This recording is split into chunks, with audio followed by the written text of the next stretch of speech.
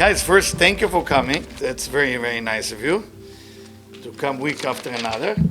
We're building something here. I feel like the group is growing, okay? You know, we have a lot of guests, and all of a sudden people who know each other, so that's kind of not a coincidence. And so as we walk from shul, you know, saying why we don't get the cornerstone and we start something there. So let's build it up, and we have more people, and then we do it. Hey, good to see you. How are you? Nice to meet you. So basically the name of this portion is called Vayikra. That's the name of this portion. Those of you who don't know the word portion, every week we have the parashah in the Torah. The Torah is divided to 53 portions. We read 52 of them because there is 52 weeks of the year. Sometimes you have holidays, so you have to put the two parashah together. That's why you have 53, which is Gan, which is garden, like the Garden of Eden, where the light is coming from. Now we have 5 books to Moses, 5 books of Moses. Each book is corresponding to a certain energy. For example, the book of Bereshit is Keter. Keter means the crown, the beginning, the seed energy. That's why it's the way God created the world. The second book is Shmot, or Exodus, the names. They call it Shmot, mean names, but in English they translate into Exodus, meaning because of the Exodus out of Egypt. And the book of Shmot is related to Chokhmah, which is the second sphere, which is the energy that's coming from the Creator. Now this week we start reading the third book of Moses that has to do with Binah. What is Binah represent? B-I-N-A. You have to remember those code words. You don't have to write it down, but just keep it in your mind. Binah representing the concept where things start to be calculated by the brain. And I will explain it. I don't want to keep my phone here so it doesn't bother.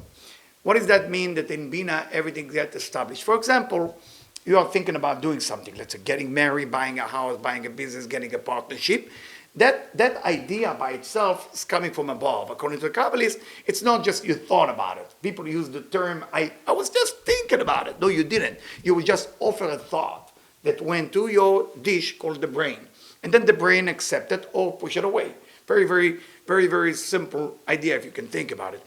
That level of thought is coming to the first level called Keter, or if you want to call it Chokhmah.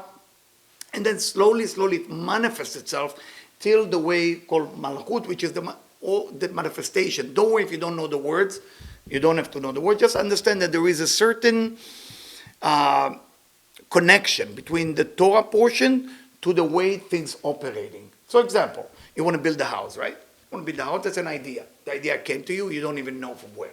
You think you thought about it because you don't have a house, and that's why you want to build a house. No, the thought of the house came from above. Now you're starting having a blueprint. Can you live within your thought? No. Can you live within the blueprint? You have a beautiful blueprint the size of this room. You say, I'm going to go sleep in the blueprint. You can't. It's impossible. You can't.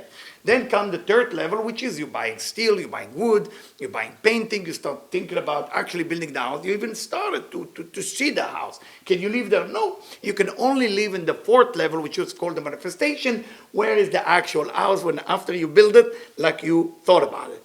Everything in life has to go to that manifestation from seed till you have a fruit. That's how it works. That's why the 5 books of Moses representing the beginning, which is the seed, manifestation, which is the fruit. Everything in life is like this. Relationship, house, buying a business, everything has to go to stages. If you go too quick, bad. Too slow, bad. And that's called life. Life is about knowing when, how, and when to do it, when to talk, when to shut up. You know, all of those things has to be learned by us. It's a very important lesson. And the level of this book is Binah. Binah is basically the third level, what I represent as the blueprint. Okay? I mentioned it. There's a second, but it's actually the third level. We represent the blueprint. So within this book, you have all the blueprint about what you want to do with your life. So you have to behave in this week with your mind. A lot of things has to be done with your mind. Meditate more. Go, if you have time to go walk on the beach, meditate. What do you want from your life? Many people have not clear. They are actually not clear what they want. They want everything. You know those people? They want everything. What do you want? Everything. What do you want to do? Everything. Everything means, like you say, I want nothing. Nothing, everything is equal.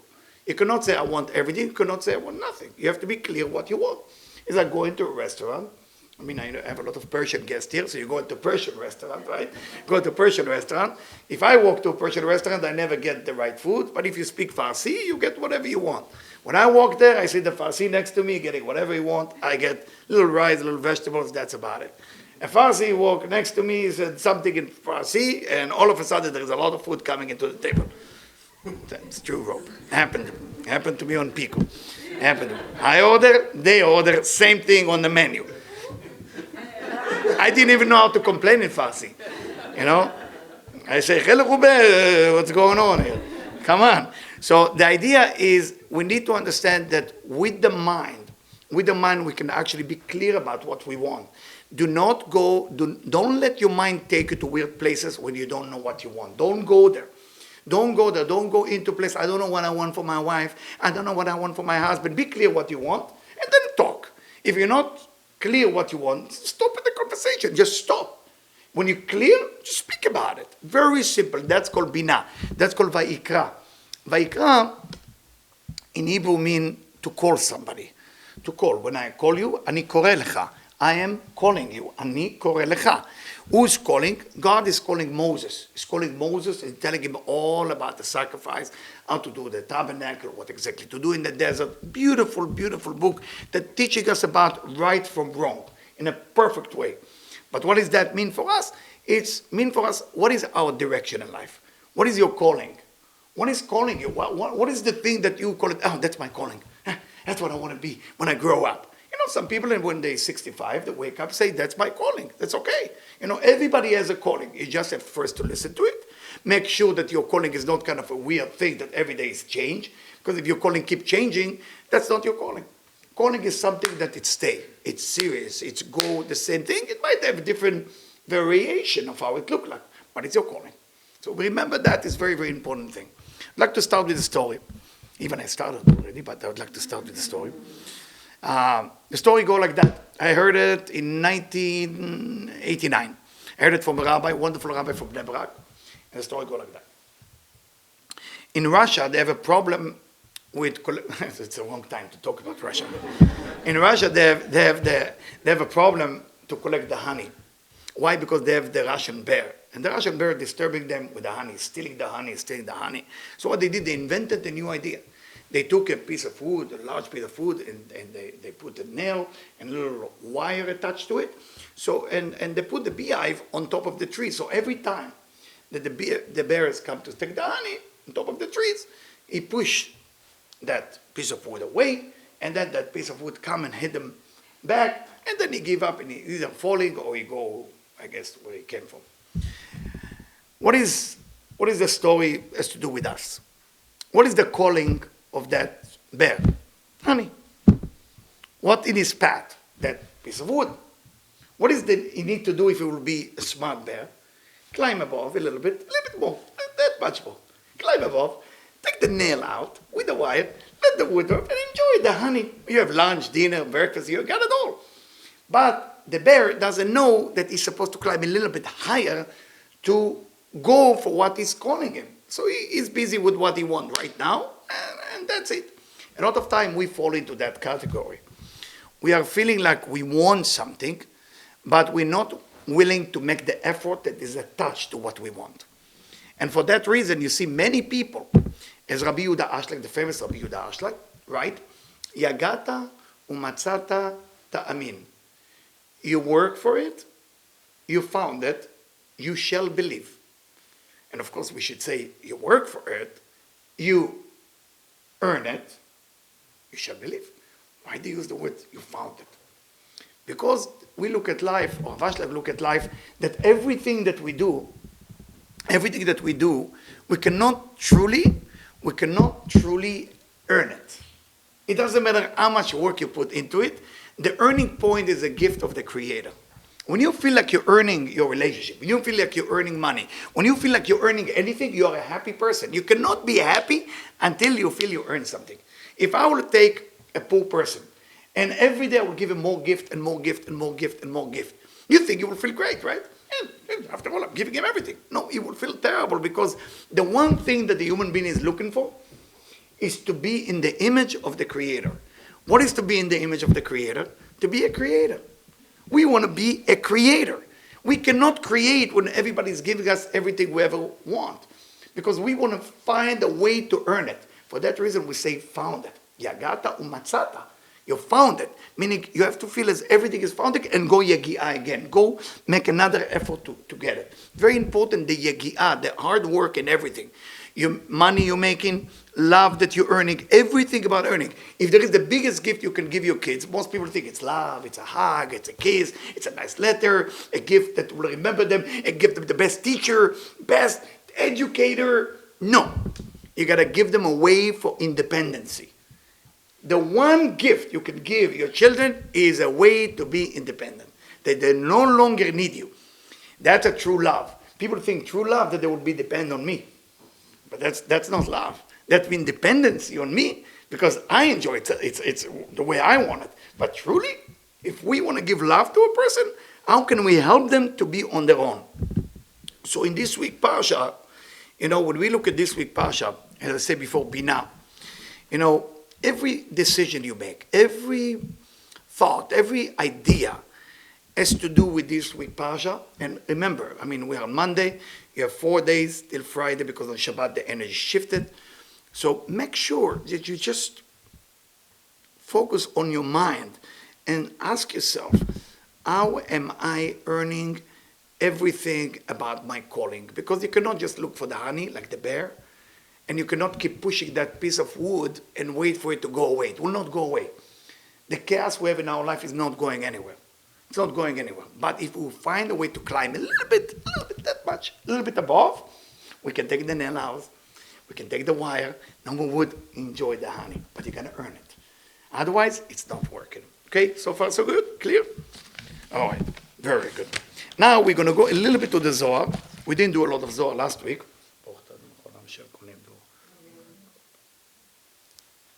Yeah. Go a little bit to Zohar. Those of you who don't know what Zohar is a book that was written about 2,000 years ago by a rabbi by the name of Rabbi Shimon Bar Yochai. Some people believe that this book was written by Rabbi Moshe de Leon. There's an argument. We really don't care who wrote it. We care what's written in it. Okay? That's what we focus on. So when you find who wrote it, I'm happy. This is great. This is good. Wonderful. So now we're going to talk about how do you go about it? How do you find your direction? How do you overcome based on what's written in the Zohar? All right? You see, I have a lot of note. Make me look important, or it make me look at my memory as issue. All right? Don't know which one is worst. So let's go there. Here, Kuftet. That's what I'm supposed to. Yeah. I'm reading from verse Kuftet, 109 in the Sulam of Vayikra. Padach Rabbi Yehuda. I will read it to you in Hebrew and then I will translate it to English. Rabbi Yehuda opened the discussion. Ivdu et Hashem besimcha, worship God with happiness. כך למדנו, we studied it already, שכל העבודה שאדם רוצה לעבוד לקדוש ברוך הוא, if you decided to go on a spiritual journey, צריכה להיות בשמחה ברצון הלב. You have to be happy. So if you're going to pray, smile. You're going to meditate, smile. You're going to do something incredibly spiritually, smile. A lot of time, people when they go to pray, they go miserable.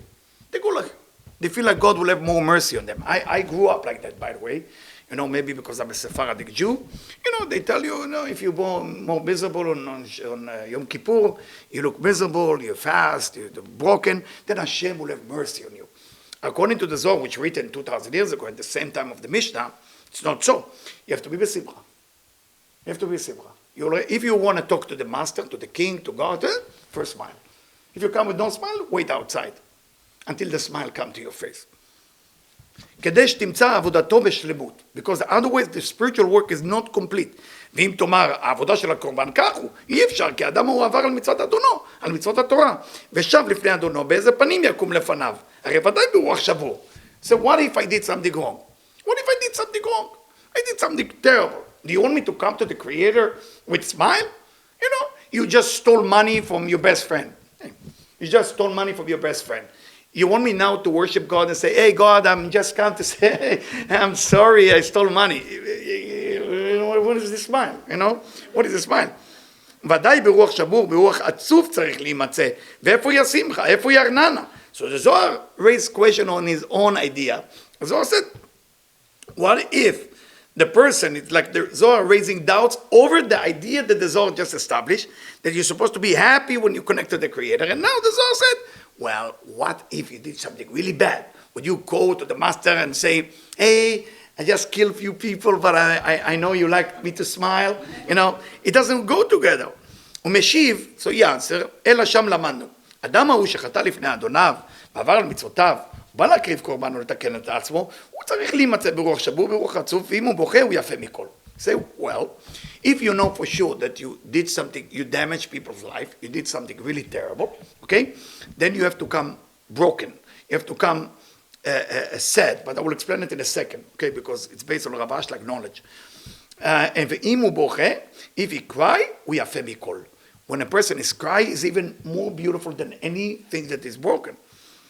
ושמחה הזו ורננה אינם נמצאות, and this happiness is not there, אלא במים מתקנות. So what do? God tell you, you should be happy if you want to see me. ובאלו הכהנים והלוויים שמשלימים שמחה ורננה בשבילו, in the old days, those of you who don't know, I don't know if you heard about something concept called the temple. Not the temple, the shul you're going to pray. There's a temple used to be in Jerusalem. In Jerusalem used to be the temple. It's not like today that we take a book and we pray. In the old days, if you did something wrong, you bring with you, I'm sorry, all the animal lover and all the vegan, used to bring with you some animal, not dogs. It used to be sheep or dog or cow or dove. And you go to the Kohen, and you go to the Kohen in Jerusalem and say, you did this, you did that. He doesn't have to know what you did. He said, that's sacrifice for my sin. And then the Levites used to sing. You know what the Levites is? You know Levites? Levites, like the jeans Levi's. Levi's is based on Levi Strauss. Did you know that? Levi? Yeah. Okay. So it's true. Levi is a Levi. So the Levi used to sing. All the music came from the Levi. All the band, rock band that you see, all come from the Levi. All the music in the universe come to the channel called the Levi, by the way. The Levi used to sing when the high priest, the Kohanim used to be the one who slaughtered the animal. Once they sacrifice the animal, it will be a flame, a fire. If the fire will be in the shape of the dog, you know your prayer will not accept it. No. Yeah. If the fire will be in the shape of lion, your prayer being accepted.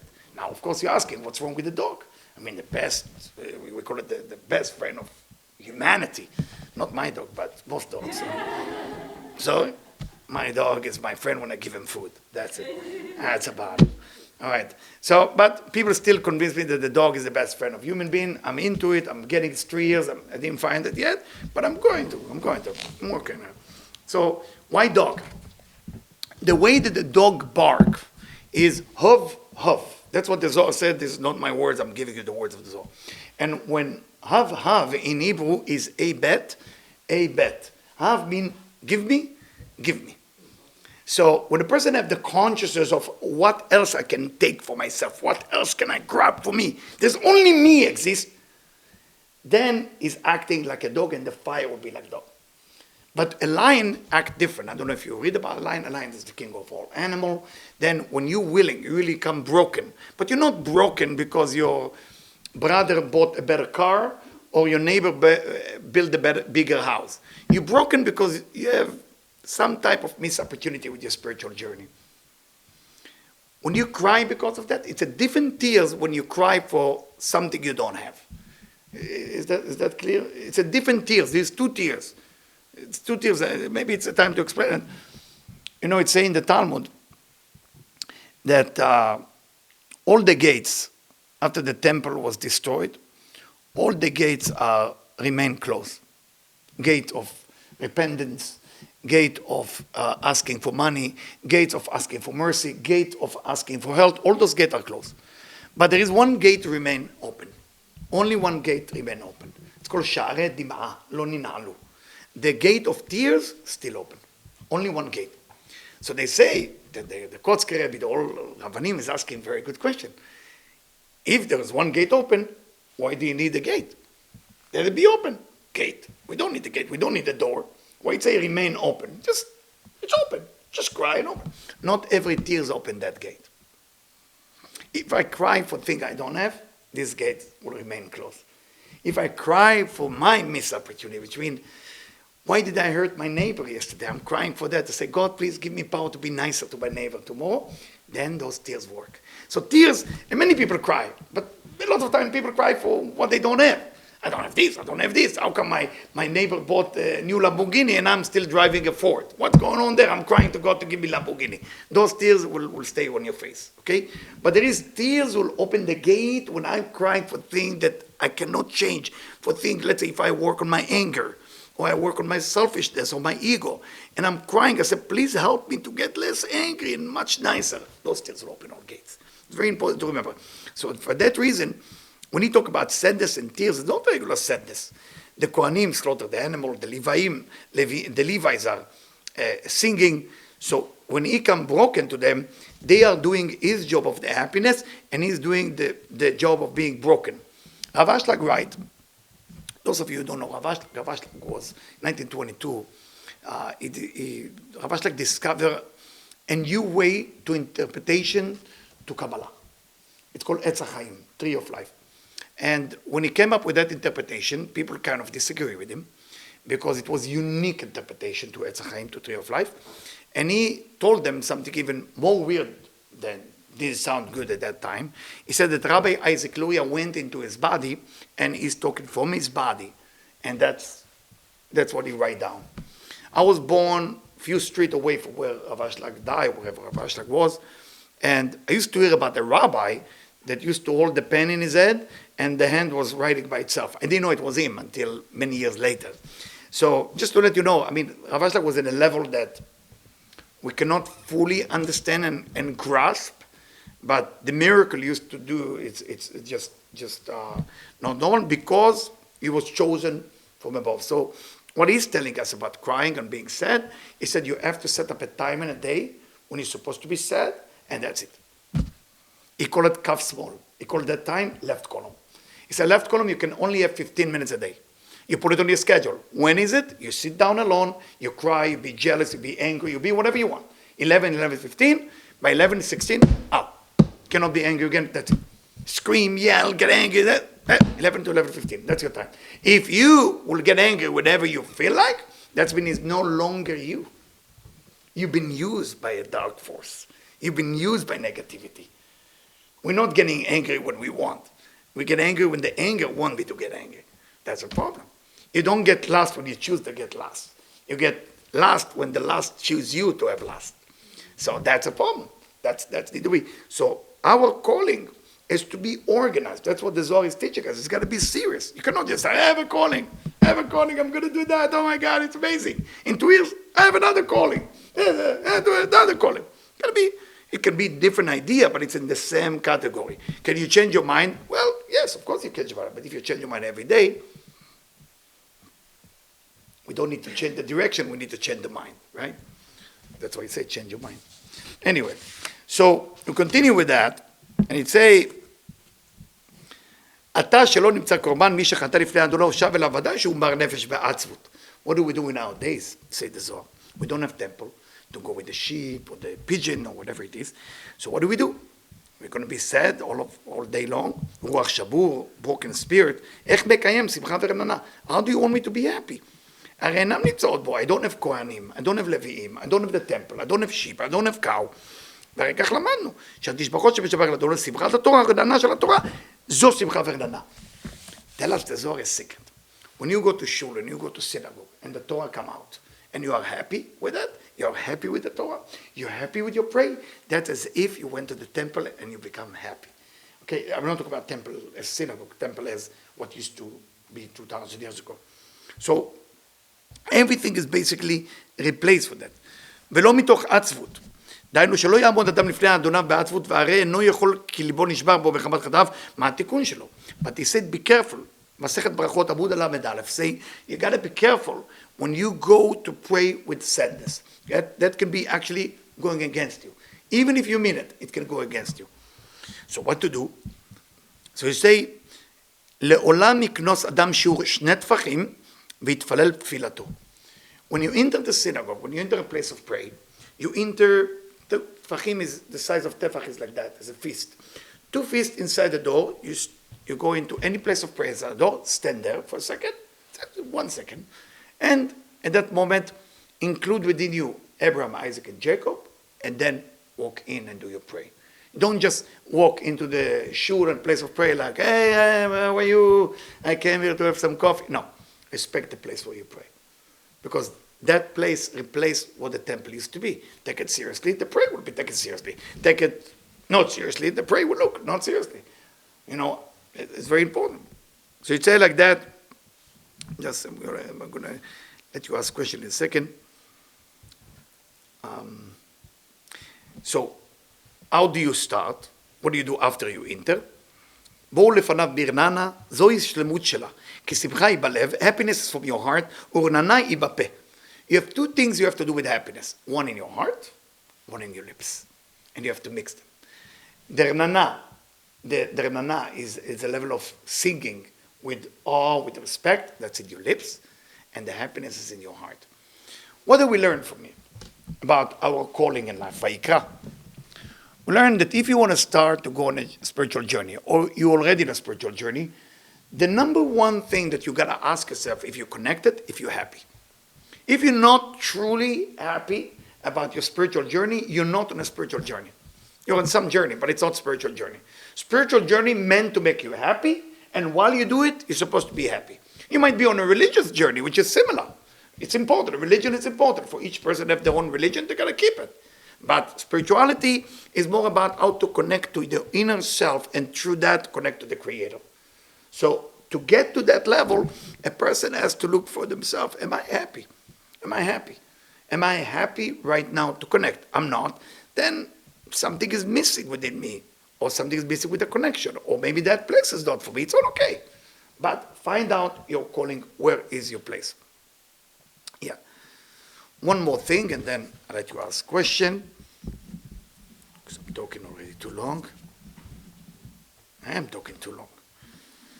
I'm sorry for that. I promise to keep you 45 minutes, and here I am keeping you too long. Just two more things, okay? Rob already gave me the look, man. We're the deal. I know, but one second. So it's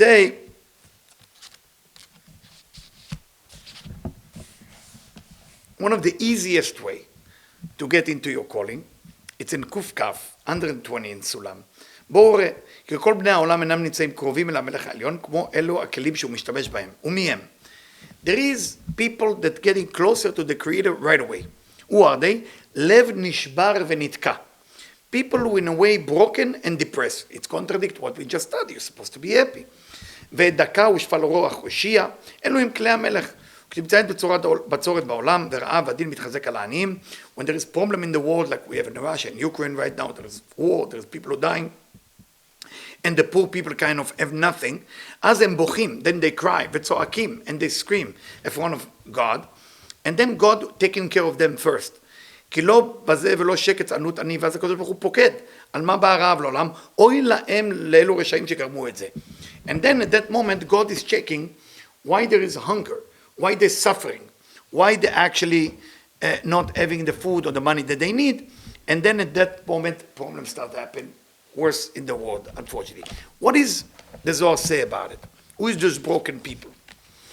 One time, it was a lecture that we studied from Kabbalah, and we studied about the broken and poor people, pray will answer first. So it was a rich man sitting in the crowd, and he raised his hand. It was in New York, so people ask direct questions. Say, excuse me, Eliyahu, yeah.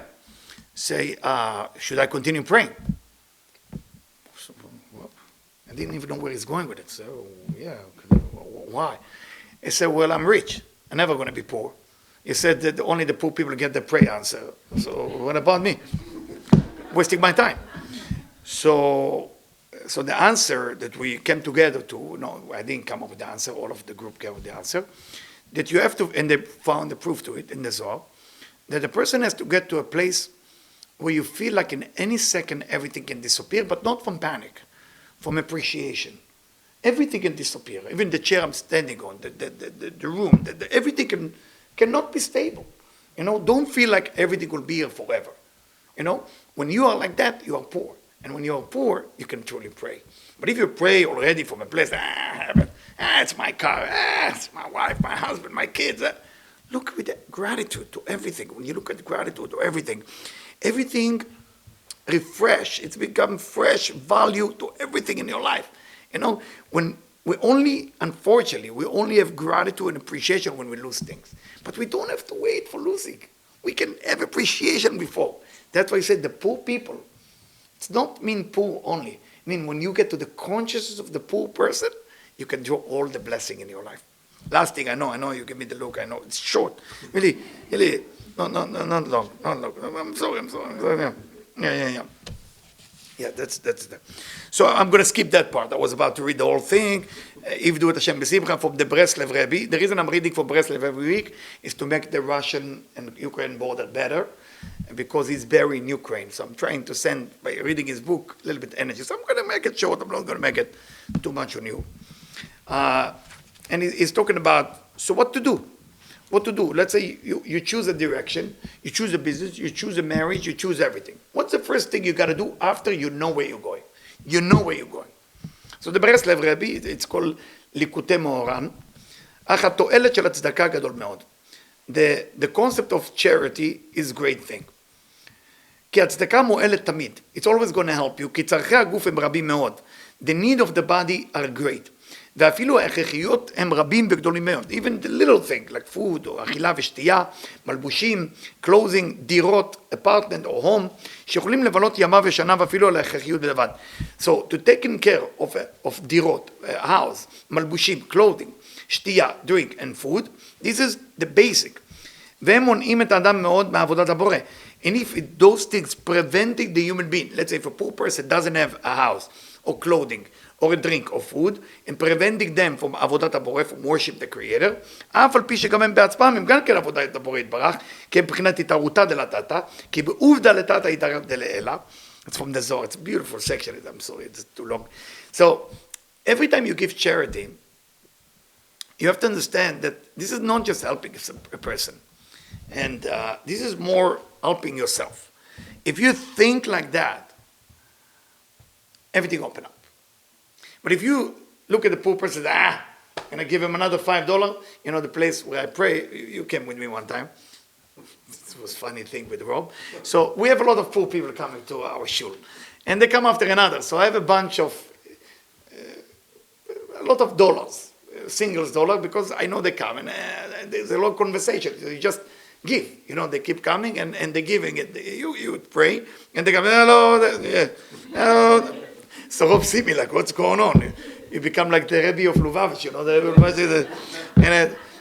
But the point is that we need to understand, and there is two people always bother me. I already told you for the last 3 weeks. There's two people, you know, doesn't matter what I will tell them. They will, this is my tikkun, they come after me, and kacha, זה טוב. And the point is, the giving is not for them. It's for you. It's for you, and it's tough. Because when you give $1, you for sure think you save somebody. But think about it, $1. $1 give you only one thing if you do it in the wrong way. You know what it's giving you? Ego. You buying ego for $1? Are you out of your mind? You giving $1, which is almost nothing, and you get ego. Help that poor person. No, be careful. He didn't. That person saw, if you believe, okay, I'm not here to convince you to believe in that, but just a thought. The creators thought that there is something like negativity in your life. So he sent you an act of giving to the wrong person. Purposely, God bring the worst looking person into your life with, I don't know, he drive a Lamborghini, but he asked for $1. It's a test. You know, you're in the middle of a test. What are you going to do? Am I helping him, or is he helping me? Depends how you look at it. I'll end up with a story, okay? End up with a story. A rich man took a poor man from the street. It's a Rav Brandwein used to tell it to his student. Rav Ashlag used to tell it to Rav Brandwein. So it's a generation story. A poor man sitting in the street, there is a rich man who read this section in the Zohar. He decided his calling is to do charity. His calling in life is charity. So you want to do charity? You see that person in the street and say, yeah, look like a good client. Say, hey, come on. Get into my limousine. I take care of you. I shave you, get your hair, food, get you a room in a hotel for a week. So I don't feel like it. So what? So he's going around looking for another poor person. No, he's the only one. Come back and say, man, do you know who I am? I'm very wealthy. I take care of you. Come on. He says, no, I don't feel like it. So he's going home very angry. Tell his wife the story. And his wife said, maybe talk to him nicer. So you go again. I said, listen, you need food, right? You need a shower. You need something. So, I don't want it. He get even more angry, go back to his wife, wait a week, go by, and it bothered him. He win every deal, but he cannot win that poor man. So I go there again, and then he sit on the sidewalk with him, and I said to him, what's your story? So they start talking. I said, listen, I really want to give charity, and I'm really looking to somebody to give charity. Can you please help me? Yeah, I chose you, and for some reason it doesn't work.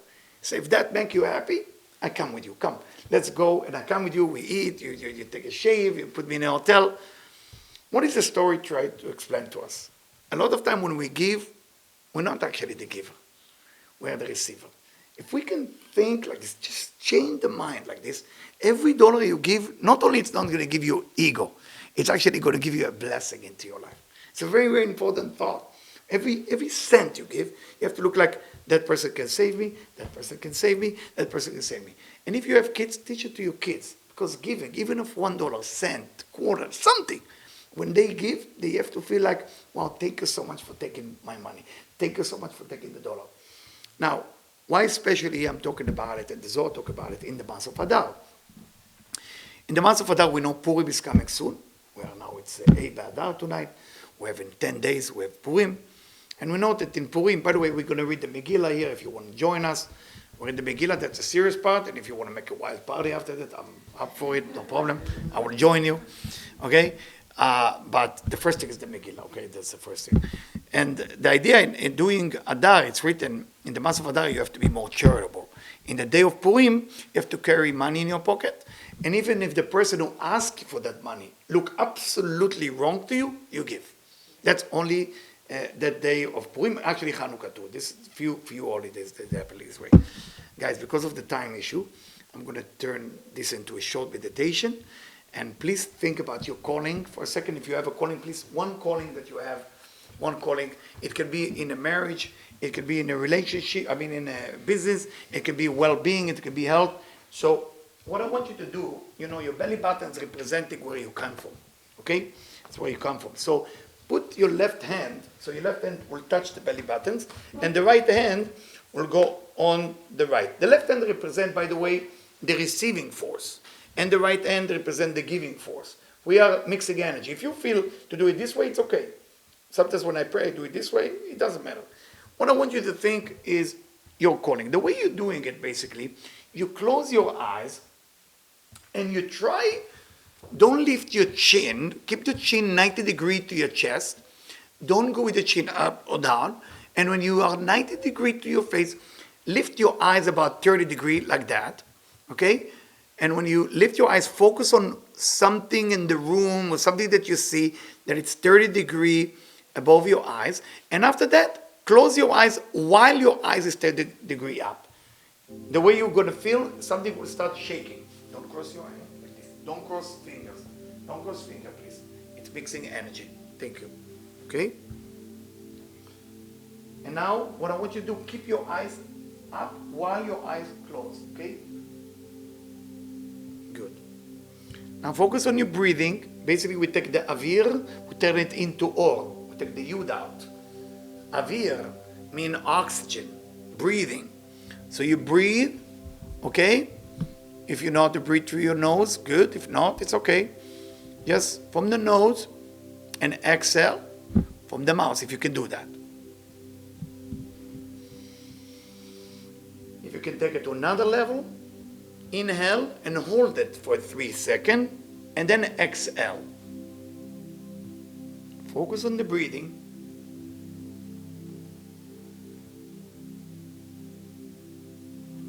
I want you to see yourself in a place where it's green. Those colors are necessary for the meditation, so please, green. It's a green cliff. There's a tree in the middle. That tree has red fruit. The tree is green, grass green, red fruit. I want you to sit next to that tree and focus on your goal, on your calling. What is your calling? What do you want from your life? What is calling you? Don't be afraid. You can manifest whatever you're looking for.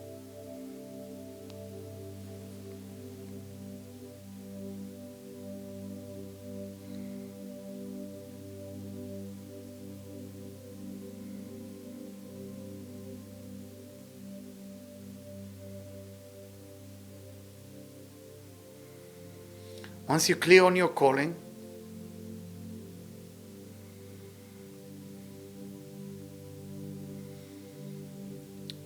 I want you to see yourself with your index finger. Write down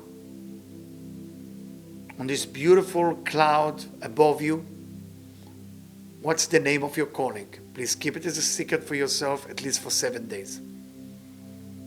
What is your calling? What is it you really want? Write it down on that white cloud. Make sure it's clear. Make sure you never forget it.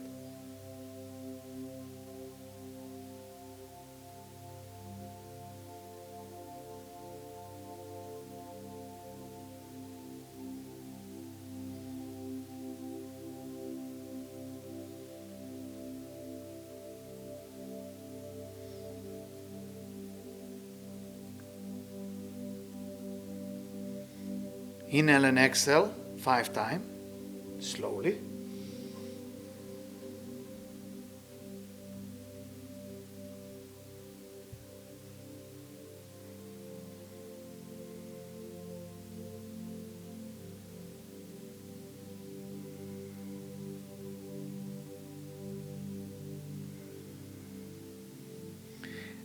And then slowly, slowly open your eyes.